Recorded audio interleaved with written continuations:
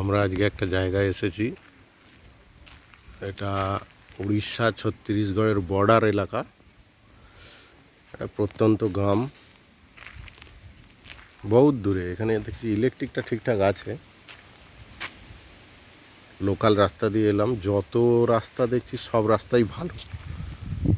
এখানে রাস্তাঘাটে খুব একটা ভিড় নেই, লোকজন রাস্তায় বসে নেই।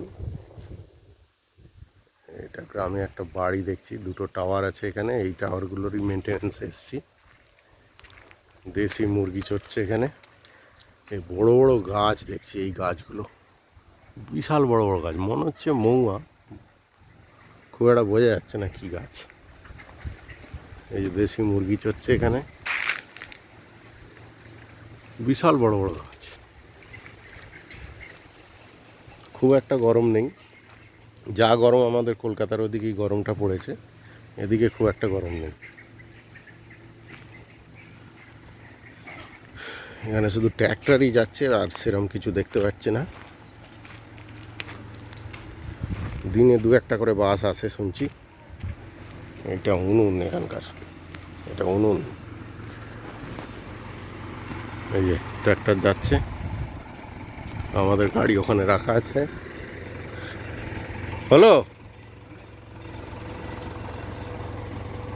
এখানে সব টাওয়ার তিন ঠেঙে গেল। এই এখানে বেড়া দেওয়া আছে গাছে, পা তুলে দিস নি। বিশাল বড় বড় গাছ এখানে, এ মৌয়া গাছই হবে, এটা মৌয়া বলেই মনে হচ্ছে আমার। আর পুরো লাল মাটি। ভিডিও হচ্ছে। আমার তো মনে হয় যে পাতাগুলো যেগুলো ফুটছে, এটা বেল গাছ।